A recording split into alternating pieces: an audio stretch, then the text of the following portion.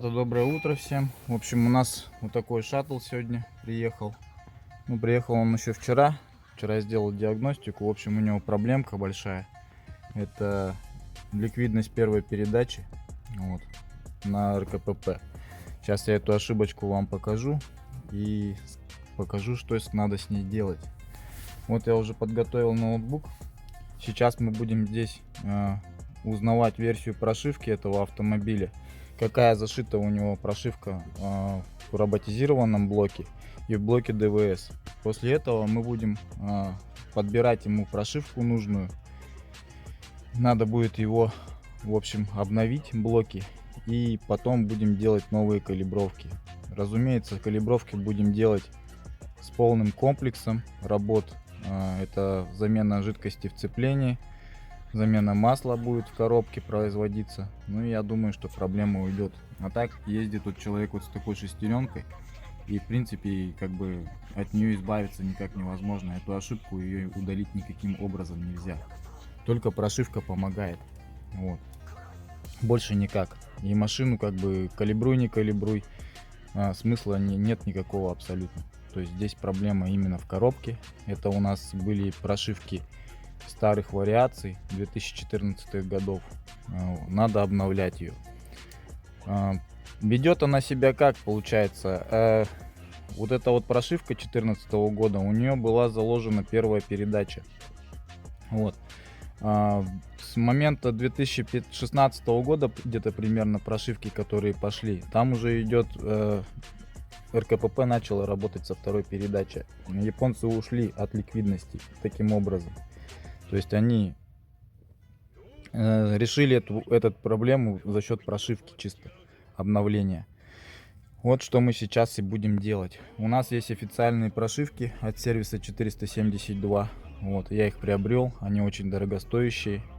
Ну и как бы мы будем ее сейчас зашивать сюда. Сейчас моя задача как бы считать все блоки и посмотреть версии прошивок.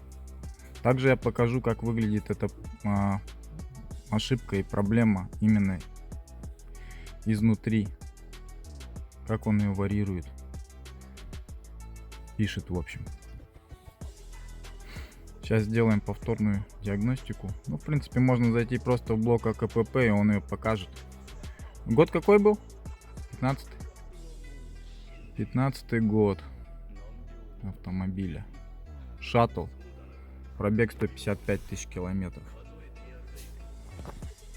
Так, заходим в блок АКПП.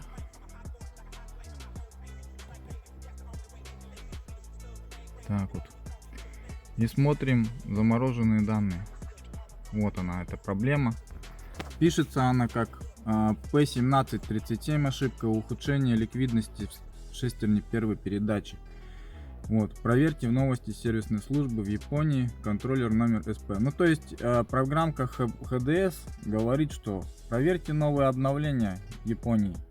Ну, то есть зайдите на сервера, типа, посмотрите, какие есть у вас новые прошивки, и сделайте это. Вот. В принципе, вот так она говорит даже программа. Так, мы зашли, считали блок двигателя. В блоке двигателя у нас зашита прошивка вот такой версии J570. У нас блок РКПП коробки передач. J530 стоит у нас прошивка. Вот. Версия. Вот она все. Блок Continental TS1782. Так, ну вот, шаттлу поменяли масло в коробке. Почистили дроссель, жидкость в актуаторах. Масло залил ДВ1, ну как обычно. Сейчас мы будем проводить прошивку робота, прошивку ДВС, убирать ошибку. Ошибка шестерни ликвидности первой передачи. Вот такие дела вот. Ну, в принципе, сейчас попробуем, посмотрим, что с этого у нас получится. Прошивки я уже все подготовил в компьютере, уже как бы готовые. Все, сейчас будем делать. Все, пошел у нас процесс прошивки роботизированного блока передач. Континенталь 1782. Идет обновление блока.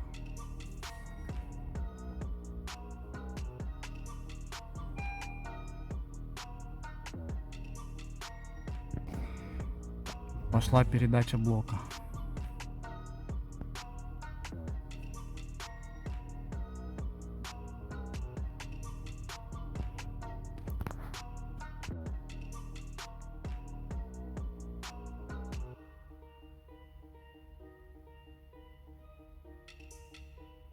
Шьем двигатель, блок Кетчен SH72543.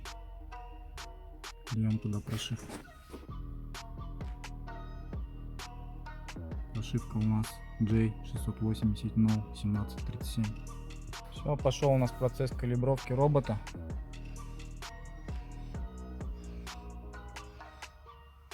Перепрошили блоки.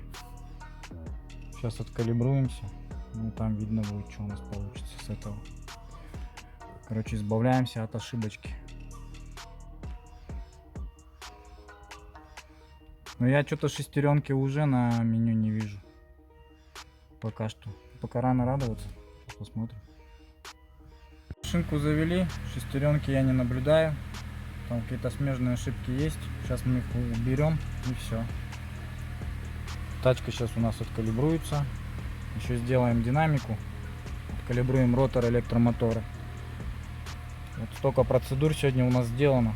То есть полное обслуживание роботизированной коробки передач. Вот такое у нас. Выбираем еще и проблему. Так что, ребята, ставьте лайк. Такой контент сегодня будет интересный очень. Проблема распространенная на хондах. Очень.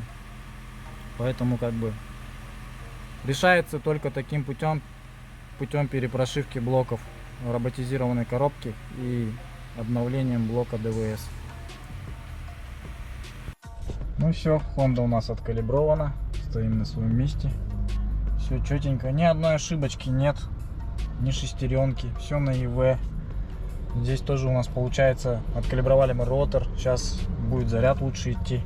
В общем, послушаем сейчас клиента, как машина поедет. Какие изменения будут.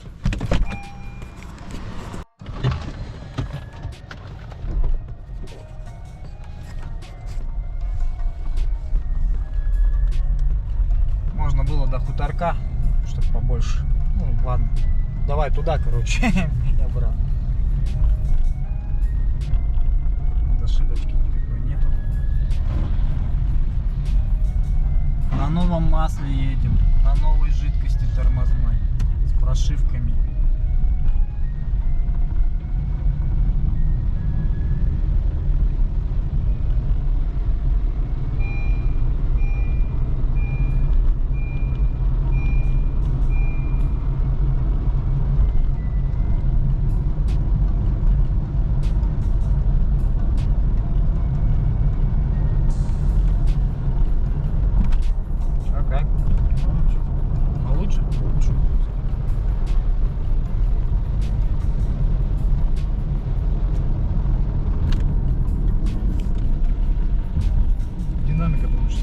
Динамика, да?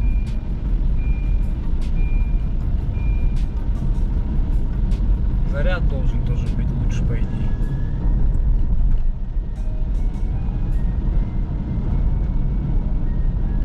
Дальше педали. То есть педальки, когда нажимаешь отклик, лучше, да?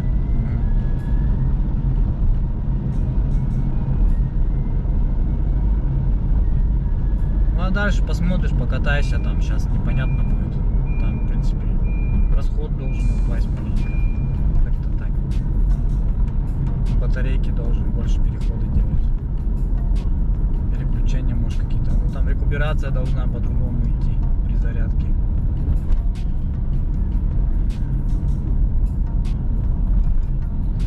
Самое главное, что ошибка не будет мозолить теперь глаза эти.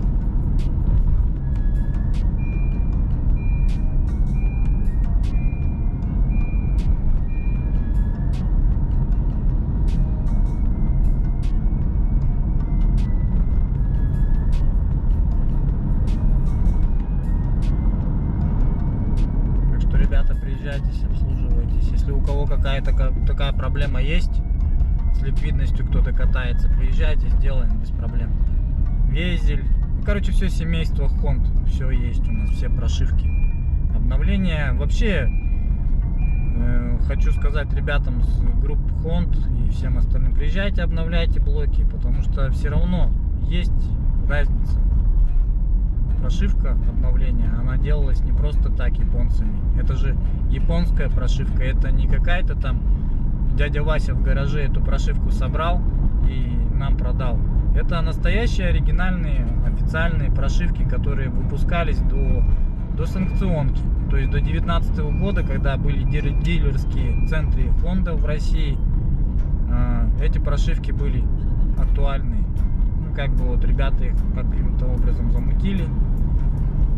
Ну и вот они у нас есть теперь. Мы тоже их устанавливаем, обновляем блоки. Как бы нормальная история. Машина 2014 года, блоки превращаются в актуальные 19-х, 20-х, ну 19-х блоков, 19-х годов примерно прошивки. Самые новые, можно сказать, что есть. В принципе, все там развернешься. Сейчас мы еще снимем утепление, утеплитель снимем, броню поставим, ну и все. Человек будет ездить, радоваться. Все, всем пока, ставьте лайк, ребята.